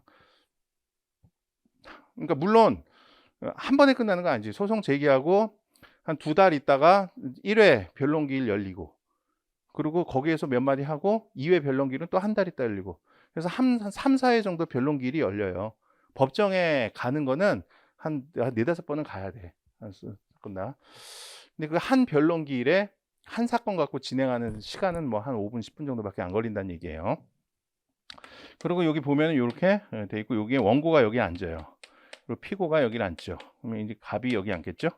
을이 여기 앉을 거고, 이쪽을 보고 앉겠지, 당연히 판사를 보고. 그리고 이 뒤에 이제 방청석이 이렇게 쭉 있죠. 방청석이 이렇게 쭉 있어갖고 이렇게 돼 있어요.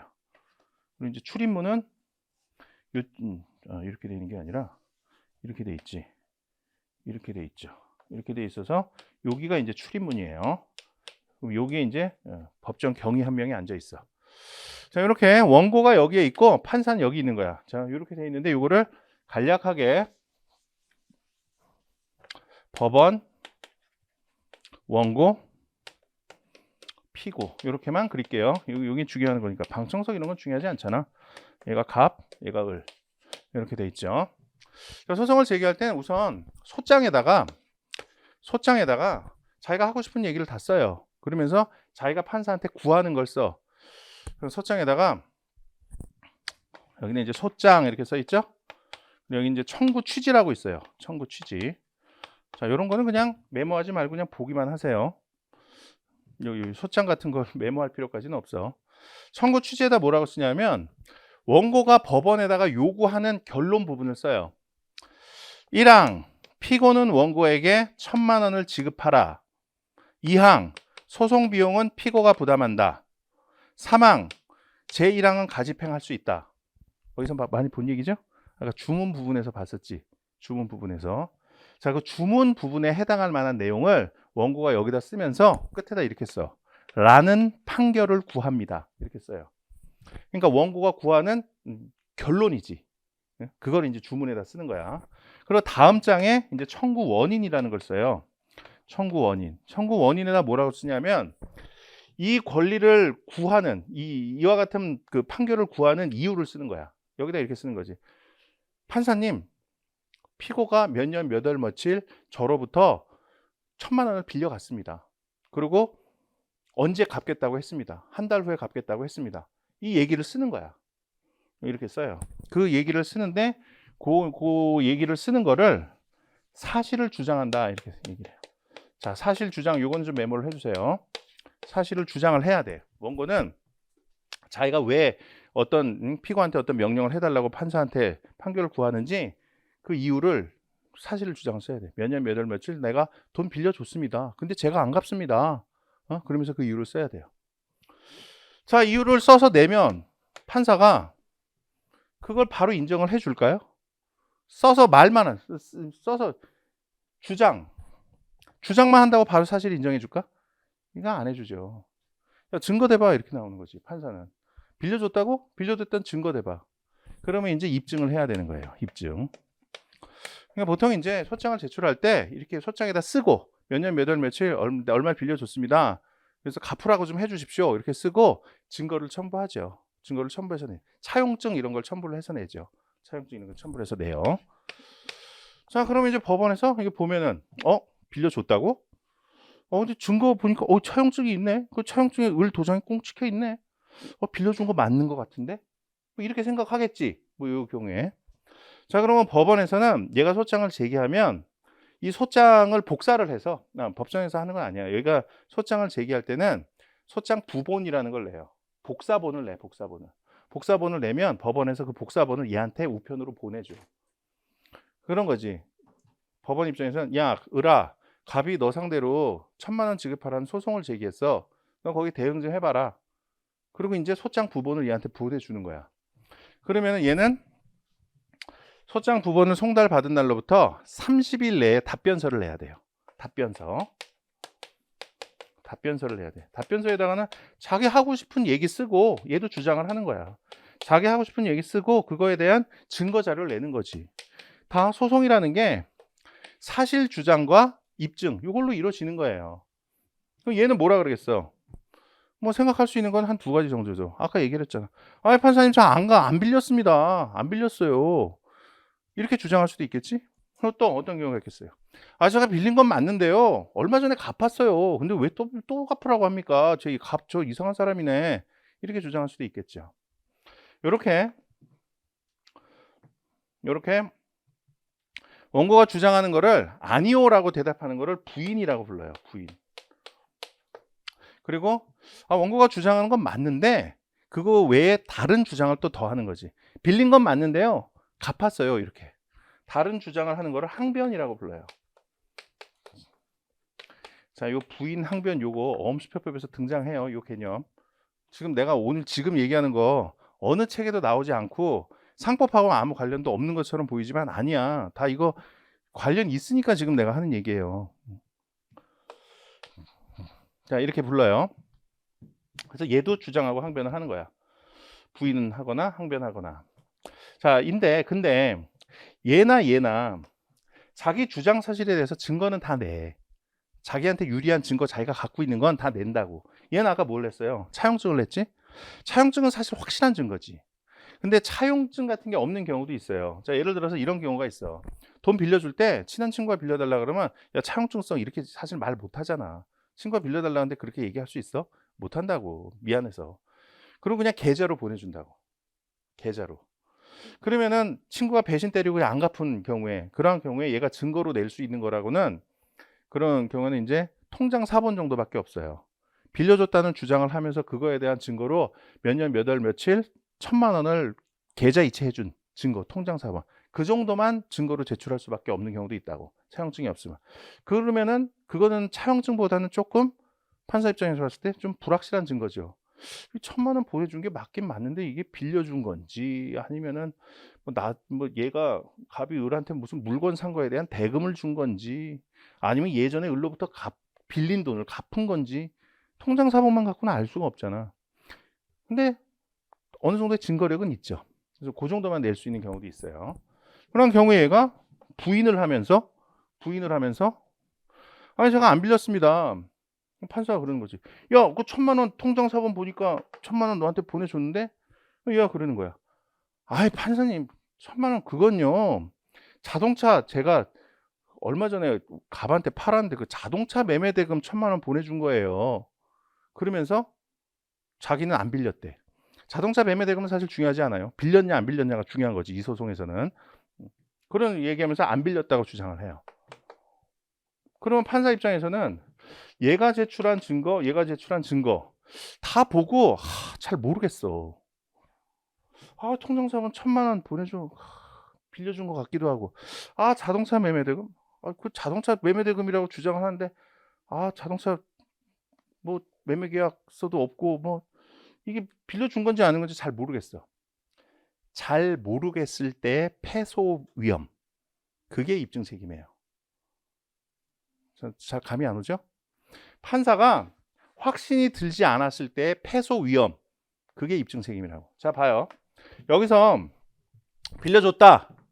빌려줬는지 여부에 대해서 입증 책임 누가 부담하느냐. 얘가 지금 빌려줬다고 주장하면서 증거 내죠? 얘는 안 빌려줬다고 주장하면서 증거를 내요. 증거는 다 내, 서로가 내. 그랬는데 판사가 얘가 낸 증거 갖고 봤을 때 빌려줬는지 안 빌려줬는지 모르겠어. 그랬을 때 어떻게 판단을 해야 돼요? 그때는 입증 책임을 부담하는 자한테 불리한 판결을 해요. 자, 빌려줬다에 대해서는 입증 책임을 원고가 부담하는 거야. 입증 책임을. 그래서 여기서 판사가 제대로 모르겠으면 야, 빌려준 거 아닌 것 같아. 네가 입증을 제대로 못했어. 뭐 차용증을 내든가 더 확실하게. 네가 입증을 제대로 못했으니까 너 패소야. 안 빌려준 걸로 칠래. 이렇게 되는 거야. 빌려줬다에 대해서는 입증 책임을 갑이 부담해요. 입증 책임의 내용은 그거예요. 증거 제출할 책임 아니야. 증거는 서로 간에 다 제출한단 말이야. 증거 제출한 거를 갖고 봤을 때 판사가 확신이 들지 않았을 때 패소 위험을 누가 부담하는가. 그게 입증 책임이라는 거예요. 자, 여기에서 부인과 항변이라고 했죠. 부인과 항변. 여기서 부인에 대해서는 입증 책임을 상대방이 부담을 해요. 하지만 항변을 했을 때는 자기가 부담하는 거야. 자, 봐요. 빌려줬다는 주장을 하면서 차용증을 냈어. 응? 근데 얘가 안 빌렸대. 안 빌렸대요. 부인하는 거잖아. 부인. 그 경우에는 아까 빌려줬자에 대해서 입증 책임을 부담하는 사람, 걔가 입증 책임을 부담하는 거야. 그러니까 요게 얘가 확실하게 입증을 못하면 얘가 지는 거야 그냥. 자, 항변을 설명하면 이게 무슨 얘기인지 알 거야. 자, 봐요. 얘가 빌려줬다는 주장을 하면서 증거를 잘 못 냈어. 확실한 증거를 못 냈어요. 그런데 피고가 뭐라 그러냐면 빌린 것은 맞습니다. 근데 갚았어요. 이런 주장을 해요.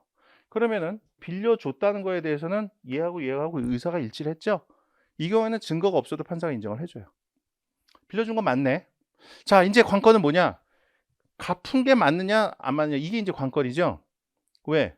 갚았으면 원고 패소 판결이고, 어? 이미 얼마 전에 갚았습니다. 이 주장을 얘가 하면서 지금 항변을 하는데, 갚았다는 사실이 인정이 되면 원고 패소 판결이고, 아직 안 갚았네? 이렇게 인정이 되면은 원고 승소 판결인 거지. 빌려줬다는 건 지금 인정된 상황이니까. 그죠? 요 항변 사실, 빌린 건 맞지만 갚았습니다. 그거에 대한 입증 책임은 의리 부담하는 거예요. 부인하는 경우, 원고 주장 사실 아니다라고 주장할 때는 자기가 그 사실에서 입증 책임 부담하지 않지만, 원고 주장 사실이 맞는데 내가 다른 이유가 있어갖고 원고 청구는 배척돼야 됩니다. 이런 주장을 할 때는 피고가 입증 책임을 부담하는 거라고. 자, 요거 부인과 항변, 요거는 어음수표법 할 때 잠깐 나오는데, 요거를 정확하게 이해하지 못해도 어음수표법 이해하는 데는 그 별 지장은 없어요. 요건 몰라도 돼. 근데 입증 책임의 개념은 분명히 알아야 돼요. 입증 책임. 입증이 어떤 사실에 대해서 입증이 되지 않았을 때 패소 위험, 그게 이제 입증 책임이라는 거. 여기서 지금 항변 갖고 볼까요? 항변해, 이미 얼마 전에 갚았습니다, 이 주장을 하는데 그거에 대한 입증을 얘가 확실하게 못 해냈어요. 그러면은 어떻게 판결이 된다고?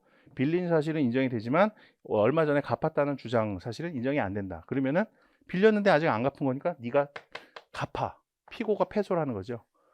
항변에 대해서는 입증 책임을 얘가 부담하기 때문에 입증이 제대로 되지 않으면 얘가 패소를 하게 되는 거예요. 자, 이렇게 소송이라는 건, 이 소송 절차, 권리 의무 관계를 확정하는 절차인데, 요거는 사실 주장과 그거에 대한 증거 제출을 통해서 이루어진다. 근데 증거 제출과 관련해서 입증 책임이라는 개념이 중요하다. 입증 책임이라는 거는 주장 사실이 완벽하게 입증되지 않았을 때, 법원이 확신이 서지 않았을 때 패소 위험, 그게 이제 입증 책임이다라는 거예요. 이렇게 사실을 주장하고 입증 절차를 거쳐갖고 이제 판결을 하는 거죠. 원고가 이제 제대로 입증을 못했으면은 원고 청구 기각 이렇게 되는 거지. 원고의 청구를 기각한다 이렇게 나와요. 원고 패소가 되는 거예요. 근데 원고가 제대로 이해하면 이제 아까 얘기했던 그런 판결이 나오는 거지. 피고는 원고에게 1,000만 원을 지급하라 이렇게 나오는 거죠. 일부 승소를 하는 경우도 있어요. 어떤 증거 관계를 다 봤더니 얘가 1,000만 원 빌렸다가 한 200만 원 정도는 얼마 전에 갚았던 것 같아. 그렇게 돼버리면 피고는 원고에게 800만 원을 지급하라. 잔여 금액에 대해서. 그렇게 일부 승소 판결도 나오게 하는 거죠. 자, 이렇게 여기 소송 절차에서는 권리 의무 관계가를 확정하는 절차다. 자, 이게 확정이 되면 그 다음에 어떻게 한다고요? 집행 절차에 들어간다 그랬죠? 집행 절차. 여기서 내가 강조하고 싶은 거는 부수적으로 이제 부동산, 동산 이것도 이제 다 봤는데, 여기서 우리가 꼭 알아야 되는 거는 책임재산의 개념이에요. 자, 책임재산은 메모를 해두세요. 책임재산은 앞으로 자주 등장하는 개념이에요. 특히나 이제 주식회사 부분에 가지고 자본금 충실의 원칙 이런 거 공부를 하면서 자주 등장하게 될 거야. 책임재산은 뭐냐면 강제집행의 대상이 될 수 있는 재산을 말해요. 피고의 재산 중에서 강제집행의 대상이 될 수 있는 재산을 책임재산이라고 불러요. 아니 선생님, 피고의 재산이면 다 강제집행의 대상이 되는 거지 피고의 재산 중에 강제집행의 대상이 안 되는 것도 있습니까? 원래 피고 명의로 되어 있는 재산이면 기본적으로는 다 책임재산인 거야. 다 강제집행의 대상이 돼요. 근데 피고 명의의 재산 중에서 예외적으로 강제집행을 할 수 없는 것들이 좀 있어.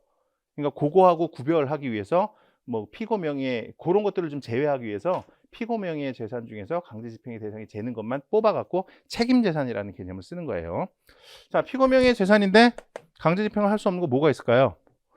자, 뭐 가장 그런 거 있어요. 월급 중에 2분의 1에 상당하는 금액. 자, 피고 회사 다니고 있으면 월급 받을 거 아니에요. 근데 월급 받으면은 그 월급 그거는 뭐예요? 요거 중에 어떤 뭐야? 채권이죠, 채권. 회사에 대해서 매달 얼마씩 청구할 수 있는 권리잖아. 그러니까 이건 채권이라고요. 근데 이 채권 중에 2분의 1까지만 강제 집행을 할 수가 있어요. 2분의 1까지만. 이거 만약에 전부 다 강제 집행할 수 있다 그러면 어떻게 돼요? 이 사람 굶어 죽어야 돼. 월급 받는 거 다 빚 갚고 그냥 굶어 죽어야 돼. 그건 너무 비인간적이잖아요. 그래서 우리 민사집행법은 월급 같은 거 이런 거는 반까지만 강제 집행을 할 수 있도록 그렇게 돼 있어요. 여러분들 그 드라마 그거 봤어요? 응답하라 1988 봤어요? 거기서 보면 그 성동일 씨가 계속 어렵게 살다가 마지막 화에 그 내가 보증해놓은 그놈이 미안하다 그러면서 은행에 가서 돈 다 갚았어. 그러면서 이제 아우 재산이 2배가 됐네, 소득이 2배가 됐네 그런 얘기 하잖아. 그게 이거야. 성동일 씨가 보증 채무, 그러니까 이렇게 되는 거지. 갑이 X라는 사람한테 채권이 있었어요. 근데 성동일 씨가 이걸 보증을 해준 거야. 보증을 서준 거야. 그러니까 요거를 대신 갚아줘야 될 채무가 생긴 거지. 얘가 채권자, 얘가 보증 채무자 이렇게 됐던 거야. 근데 성동일 씨가 회사에서 월급 받잖아. 월급 받는 게 이게 채권이라고. 그래서 요 채권자 얘가 요 월급 채권 요거에 대해서 압류 및 추심 명령을 받은 거예요. 그래서 이제 계속 월급 중에 2분의 1은 일로 가고 2분의 1만 성동일 씨가 받아가고 생활비로 쓰고 있었던 거야. 그러던 차에 얘가 그 드라마상 마지막 화에 가서 여기다 이제 갚은 거지. 얘한테 갚은 거지, 돈을 갚으니까 더 이상 여기서 안 가져가고 나머지 2분의 1 월급까지도 성동일 씨가 다 받은 거지. 그래서 소득이 2배가 됐다 그러면서 이일환가 김일환가 그 부인, 성동일 씨 부인이 막 좋아하고 그러잖아. 그런 장면 나오잖아요. 이렇게 월급의 2분의 1 해당하는 돈은 강제 집행을 할 수가 없어요. 강제 집행할 수 있는 재산, 그거를 책임 재산이라고 부르는 거예요. 동산 중에는 강제 집행할 수 없는 거 뭐가 있냐면 제기 이런 거 있지. 제사 지내는 도구 있잖아. 그걸 제기라고 부르죠. 제기 같은 거는 강제 집행을 못 해요. 그건 뭐 너무 좀 야박하잖아. 제사 지내는 도구까지 팔아갖고 빚 갚으라 그러면 너무하잖아. 그런 건 할 수가 없어요. 이렇게 채무자의 재산 중에서 강제 집행의 대상이 되는 재산, 그거를 책임 재산이라고 부른다. 자, 소송을 걸어갖고 승소 판결을 받아도 채무자한테 책임 재산이 만약에 없잖아? 그럼 결국은 돈 못 받는 거야. 그렇게 될 수밖에 없겠죠? 지금 집행 절차 보니까. 자, 책임 재산 개념이 그렇게 중요해요. 그래서 만약에 누군가하고 거래를 할 때 그 상대방 누군가에 대해서 내가 만약에 채권을 취득해야 되는 위치에 있잖아. 그러면은 그 사람의 책임 재산이 얼마가 있는가를 항상 고려를 해야 돼요. 책임 자산이 없는 사람하고 거래를 해갖고 채권을 취득하면 그러면 나중에 결국 돈 못 받게 되는 경우가 매우 많아. 소송 걸어갖고 승소 판결 받아도 책임 재산이 없으면 강제 집행을 못 한단 말이야. 땅도 없고 동산도 없고 채권도 없고 아무것도 없는 무자력인 사람 그런 사람하고 거래하면 돈 못 받게 되는 경우가 많이 생길 수가 있단 말이에요. 그래서 거래를 할 때는 항상 책임 재산이 있는지를 살펴보고 거래를 해야 돼. 변호사 하다 보면은 그런 얘기 많이 들어요. 변호사님, 누구한테가 좀 돈을 빌려달라 그러는데 돈 그거 빌려줘도 되나요? 예, 그러면서 변호사 입장에서는 예, 차용증 받아두시고요. 그 담보 꼭 받아두세요. 담보라는 건 이제 하나의 책임 재산 중에서도 확실한 책임 재산이 되는 거니까. 그럼 정확한 표현은 아니에요.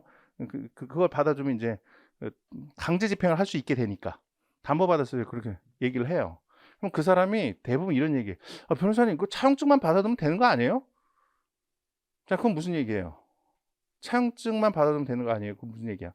그 사람은 자기 권리관계를 확인만 받을 수 있으면 언제든지 돈을 받을 수 있다라고 생각을 하는 거야.